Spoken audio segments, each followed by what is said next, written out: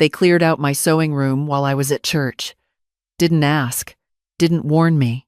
Just moved everything, my fabric, my patterns. 40 years of quilts folded into garbage bags and stacked them in the garage like they were clearing space for someone who mattered more.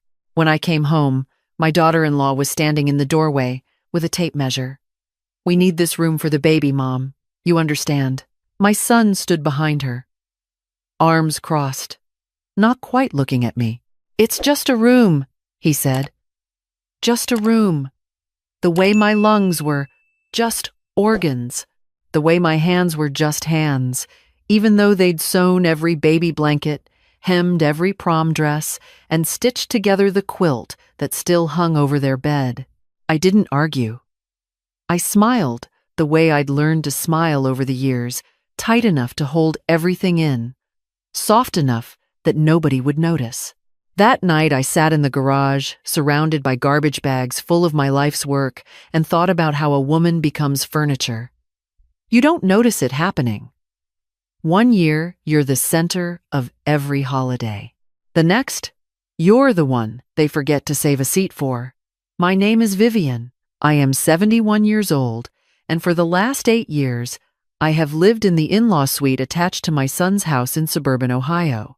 I moved here after my husband Frank passed. 1 month he was building a bookshelf. The next, he was gone. My son, Kevin, said it made sense. "You shouldn't be alone, Mom. Come live with us. We've got the space." And I believed him. I believed the version of this arrangement where I was wanted, where I mattered, where the door between their house and my little apartment stayed open, because they loved having me close. But doors close slowly, and by the time you notice, the lock has already turned. I cooked their meals. I picked up the kids from school every Tuesday and Thursday. I babysat weekends so Kevin and Diane could have date nights that turned into overnight trips I was never invited on. I paid for the new patio, the kitchen renovation, most of the groceries. My Social Security check went into a shared account Kevin managed. He said it was easier that way. I laundered their sheets, ironed Diane's blouses, and read bedtime stories to my grandchildren Maya, 13, and little Ethan, who was 5, and called me Grammy Vivi and believed I could fix anything with a Band-Aid and a cookie, and I loved it. I loved all of it. What I didn't love was disappearing. It happened in inches. First, they stopped asking me to join for dinner. Then they stopped telling me when company came over. One Thanksgiving, I walked into the dining room, and there was no place setting for me. Diane looked up and said, "Oh, I thought you'd eat in your room tonight. You seemed tired." I wasn't tired. I was invisible. The sewing room was the last straw, though I didn't realize it right away. The last straw never announces itself. It just lands, quiet as a feather, and breaks something you didn't know was still holding. 2 days later, I was sorting through the garbage bags in the garage when I found it. A printed itinerary, tucked between 2 bolts of blue cotton like someone had tossed it in by accident. Flights and a rental house. Hilton Head Island, South Carolina. 2 weeks. 4 passengers. Kevin, Diane, Maya, Ethan. Departure. 10 days from now. My name was nowhere. I sat on the cold garage floor with that paper in my hands and read it 3 times. Not because I didn't understand, but because understanding hurt more each time. They were going on vacation, a family vacation, and I wasn't family enough to be on the list. I folded the itinerary and put it in my pocket. Then I went inside, made a cup of chamomile tea, and sat in the chair by the window, the one Frank used to call my thinking chair. I didn't cry. I was past crying. Crying is for when you still believe someone will hear you. I sat there until the tea went cold.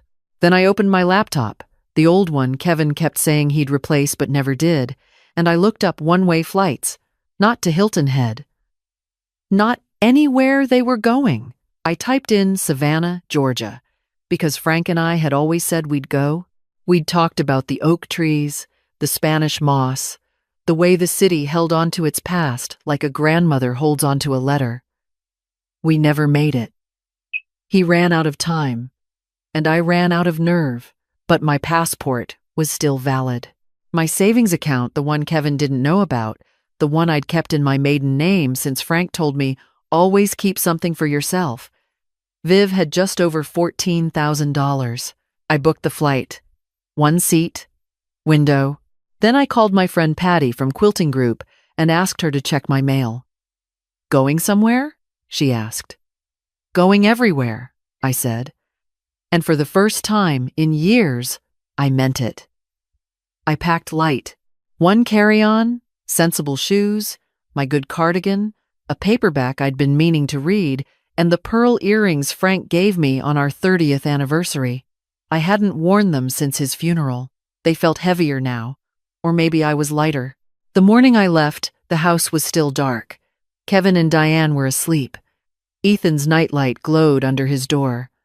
I stopped there, just for a moment, pressed my hand flat against the wood. I wanted to go in.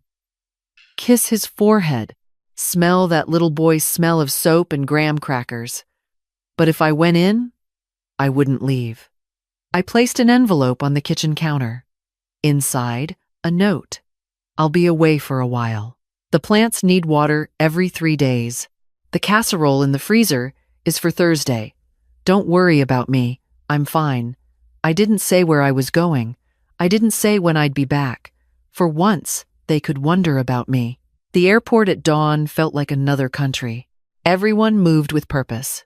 I moved with something I hadn't felt in a long time. Intention. Not duty, not habit. Intention. The gate agent scanned my boarding pass and paused. Traveling alone, ma'am? Yes, I said. She smiled. Have a wonderful trip. I almost believed her. Savannah hit me like a warm hand on a cold cheek. The air was thick, sweet, heavy with jasmine and something old and patient. I took a cab to a bed and breakfast on a street shaded by live oaks so wide they turned the sidewalk into a cathedral. The owner, a tall woman named B with reading glasses on a beaded chain, handed me a brass key. Breakfast is at 8, sweet tea's always on the porch. I dropped my bag in the room, sat on the edge of the bed, and looked at myself in the mirror across the room. The woman looking back was tired, not sleepy, eroded, like a riverbank that's been giving pieces of itself to the current for too long. But her eyes were clear. That counted. I spent the first day walking. No map, no destination, just walking. I found squares with fountains and benches. I found a bookshop where the owner's cat slept on the register. I found a bakery that sold pecan rolls so good I closed my eyes on the first bite and saw Frank smiling. I ate dinner alone at a place with checkered tablecloths. The waiter didn't ask if I was waiting for someone. He just poured my wine and said, "Take your time, darlin'." I almost cried at that, not at the word, but at the permission. Take your time. No one had said that to me in years. My phone buzzed that night. Kevin, Mom, where are you? Ethan's asking for you. I stared at the message. Not, are you okay? Not, we noticed you're gone and we're worried. Just Ethan's asking, because I was useful when Ethan asked. I didn't reply. I turned the phone face down and picked up my book. The next morning, I met Lorraine. She was sitting in the breakfast room when I came down, stirring her coffee with the focus of a woman solving a math problem. Short silver hair, brown skin, wide gold bracelet on her left wrist. She looked up when I sat down and said, "The grits here are a crime against the South." I laughed before I could stop myself. That bad? Worse. But the biscuits make up for it. Her name was Lorraine Hayes, retired postal worker from Detroit. 68 years old, divorced twice, once for good reason, once for spite, she said, and traveling alone because, as she put it, everyone I know is either dead, boring, or both. She had a laugh like a thunderclap, the kind that made strangers turn around and smile without knowing why. We walked together that morning, She told me about her daughter in Atlanta who called on birthdays and guilt, and her son in the army who sent postcards from places she couldn't pronounce. I told her about the sewing room, about the garbage bags, about the itinerary I found. She stopped walking, looked at me with an expression I couldn't quite read, somewhere between fury and recognition. They put your quilts in garbage bags? Yes. And you still made them a casserole before you left? I paused. I did. She shook her head. Vivian, you are the kindest doormat I have ever met. It stung, but it was true. And truth, even when it burns, is better than the slow suffocation of pretending everything's fine. That afternoon, Lorraine suggested Charleston. It's close. It's beautiful, and I need to buy shoes I don't need. We took the bus the next morning. 2 women over 65 with small bags and big opinions sitting in the front row like we owned the road. Charleston was white columns and salt air. We walked the Battery, stood where the harbor met the sky.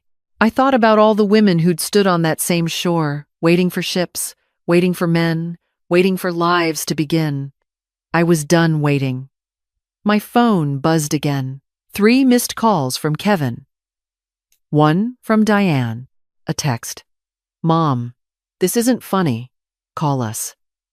I showed it to Lorraine. She read it, handed the phone back, and said, Funny how they notice you when you stop being convenient.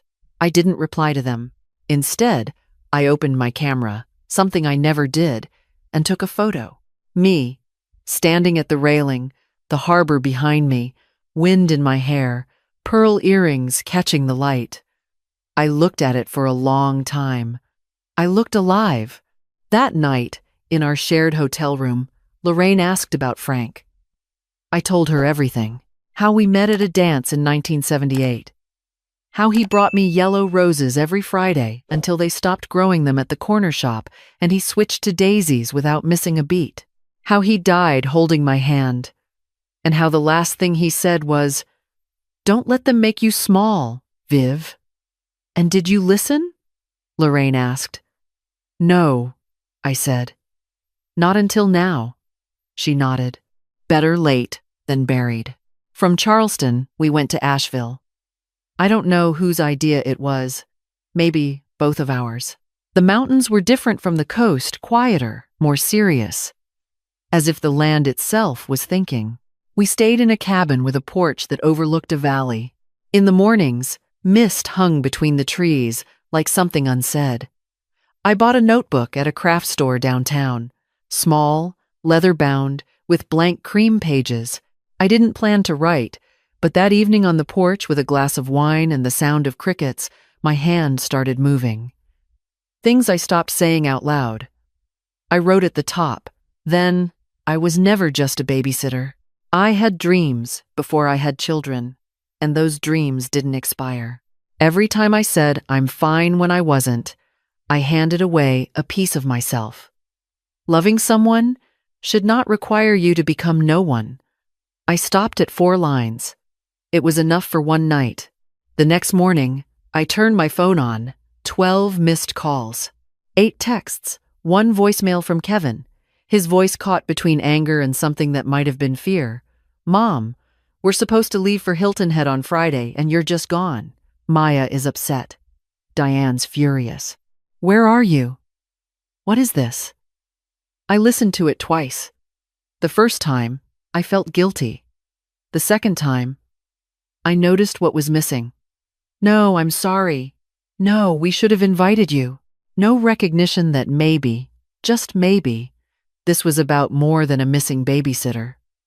Lorraine was reading on the porch when I stepped outside. You've got that face, she said. What face? The one women make when they're about to apologize for something that isn't their fault. I sat down. My son is upset. Good. The kids will survive. Children are resilient. It's the adults who break easy. She turned a page. You going to call him back? Not yet. Good, she said again. We drove to Nashville next. Lorraine had a cousin there, but that wasn't really the reason. I want to hear music that doesn't come from a phone, she said. Music with sweat in it. Nashville was loud where Asheville had been quiet. Neon and noise and the smell of barbecue thick enough to taste. We went to a honky-tonk on Broadway where a woman in cowboy boots played guitar and sang about losing everything and finding it wasn't all that much to begin with. I understood that song in my bones. We stayed 3 days. I bought a yellow sundress from a vintage shop, not my usual color, not my usual anything. Lorraine whistled when I tried it on. Who are you and what did you do with the doormat? I laughed so hard I snorted. And that made her laugh. And we stood in that tiny shop cackling like two women who'd remembered something important. Joy is not a luxury. It's oxygen. On the second night in Nashville, I got a text from Maya, my granddaughter, 13, too smart for her age, with her father's stubbornness and her grandmother's quiet observation. Grammy, are you okay? Dad's really worried. He keeps checking his phone. Where did you go? I stared at her message for a long time. Then I typed, I'm okay, sweetheart. I needed to go find something I lost a long time ago. I'm safe. I love you. Don't worry. She replied immediately. Was it something important? The most important thing, I wrote. Myself. 3 dots. Then, that's kind of badass, Grammy. I smiled so hard my face ached. From Nashville, we took a train to New Orleans. Lorraine said she needed beignets for medical reasons, and I didn't have a single argument against that. The train was slow, and I was grateful for it. I watched the South roll past fields and small towns and water towers with names I'd forget. Lorraine napped with her mouth open. I wrote in my notebook, things I want to remember from this trip. The way the oak trees in Savannah hold the sky. Lorraine's laugh in the rain outside the honky-tonk. The feeling of choosing where to go next. That I am not too old for anything except regret. New Orleans. I don't have the words for New Orleans. Not really. It didn't welcome us so much as absorb us. The French Quarter smelled of coffee and something fried and sweet. Jazz drifted from open doors like smoke from a kitchen. Our hotel was narrow and old, with iron balconies and ceiling fans that turned slow enough to count the rotations. The first night, we sat on the balcony with hurricanes we were probably too old for, listening to a brass band play on the corner below. A man danced alone in the street, arms wide, eyes closed, completely free. That's what I want, I said, not meaning to say it out loud. What? To move, like nobody's watching, and not care if they are. Lorraine raised her glass. Then start. The next morning, I checked my phone. A voicemail from Diane. Her voice was different this time, less angry, more careful, like someone stepping on ice. Helen Vivian. Sorry, she'd almost called me the wrong name. Or maybe she'd just never bothered to remember the right one. Vivian, Kevin is. He's not sleeping. The trip to Hilton Head was a disaster. The kids kept asking where you were. Maya barely spoke the whole time. Ethan cried the first night because you weren't there to read to him. I know we should have. I know things haven't been. Look, just please call. We need to talk. I saved the message. Didn't delete it. Didn't respond. But I listened to it again. I know we should have. She'd stopped herself. But I heard it. The beginning of something. Maybe. It rained that afternoon. Lorraine and I sat in a cafe watching the water pour down the windows. She ordered gumbo. I ordered nothing. Just sat with my hands around a warm cup of coffee. You're thinking about going back, she said. I'm thinking about what going back looks like. There's a difference? There's a world of difference. Going back the same way means nothing changes. Going back on my terms means everything does. She nodded slowly. Then, figure out your terms, Vivian. Write them down if you have to. That night, I did. In my notebook, on a new page, what I need if I go home. My sewing room back. My name on the family calendar. A seat at every table I helped set. No more managing my money. No more assuming I'll babysit. Ask me, include me, see me. Not as the help, not as the backup plan. As Vivian, the woman who raised your father. The woman who held this family together with thread and patience and love that never once asked for a receipt. I closed the notebook and held it against my chest. Lorraine left 2 days later. Her cousin in Atlanta had a health scare. Nothing critical, but enough to call her home. We stood at the bus station. Neither of us was good at goodbyes. "You going to be all right?" she asked. "Better than all right. You call me when you get home. Not before, not during. When you're home and you've said what you need to say, I will." She adjusted her bracelet, looked at me with those clear, no-nonsense eyes. "You were never a doormat, Vivian. You were just a woman who loved too loud and forgot to save some for herself." We hugged, long and tight. Then she walked away, her gold bracelet catching the light one last time before she disappeared into the crowd. I spent one more day in New Orleans alone, walked through the Garden District, sat in Jackson Square, and watched artists paint portraits of strangers. A street musician played "What a Wonderful World" on a battered trumpet, and I stood there, eyes closed, letting the notes wash over me like something I'd been thirsty for. My phone buzzed. Maya again. "Grammy, Dad found your note. He read it like 10 times. He's been really quiet. I think he's starting to get it. Mom cried last night. Not the angry kind. The real kind." I typed back, "Tell your dad I love him. That hasn't changed. What's changing is what I'm willing to accept." She sent back a single word. "Good." I booked my flight home the next morning. Not because they asked me to. Not because I felt guilty. Because I was ready. The difference between running away and coming back with a spine is everything. The flight was short. The taxi ride felt long. When we pulled onto our street, the house looked the same. Same hedges, same mailbox, same porch light Kevin never remembered to change. But I was different. I could feel it in my posture, in the way I carried my bag, in the way I walked up the steps without rushing, without shrinking. I used my key. The house was quiet. A Tuesday afternoon. Kevin's car was in the driveway, which was unusual. He was usually at work. I set my bag down in the hallway. Then I saw it. My sewing room door was open. I walked toward it slowly, heart thudding. Inside, everything was back. My sewing machine on the table by the window. My fabric organized on shelves. Not perfectly, not the way I would have done it, but there. My quilts, unfolded from the garbage bags, draped over chairs and the small couch. In the center of the table sat a mason jar with yellow wildflowers, and a note in Kevin's handwriting. "I'm sorry, Mom. This room is yours."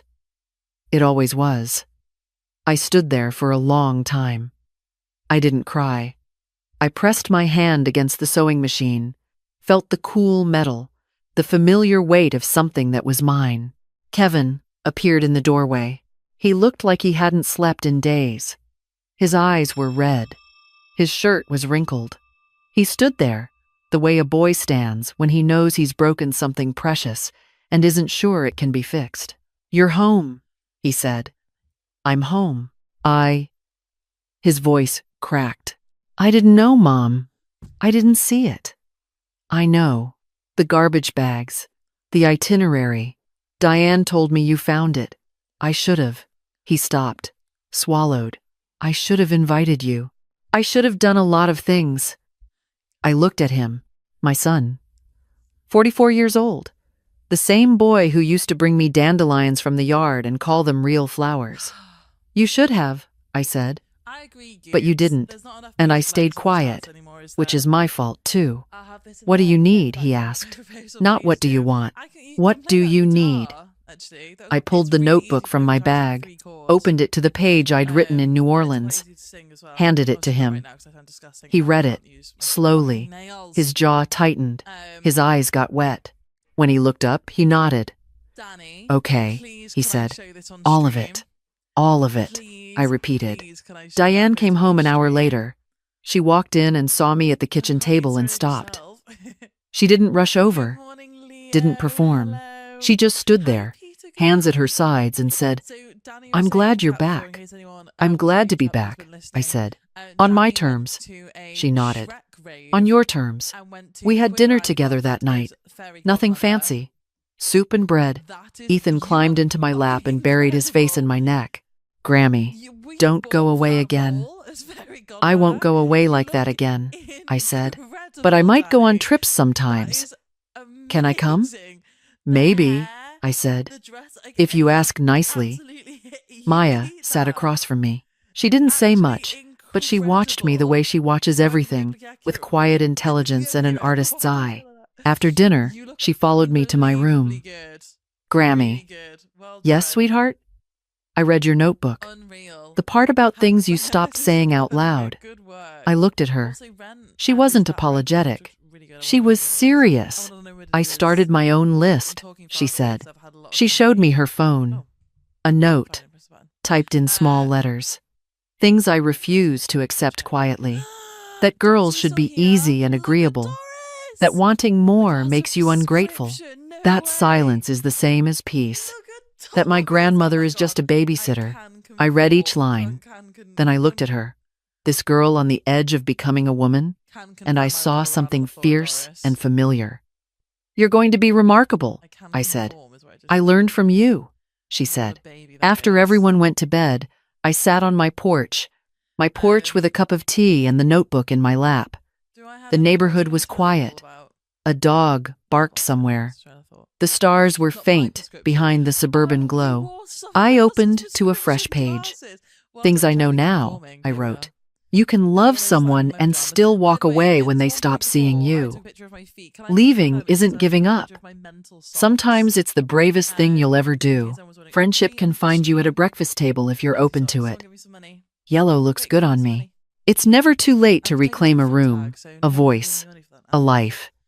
And at the bottom, in careful letters, "I was never too old. I was just never asked if I still had somewhere to go. Now I don't wait to be asked. I go."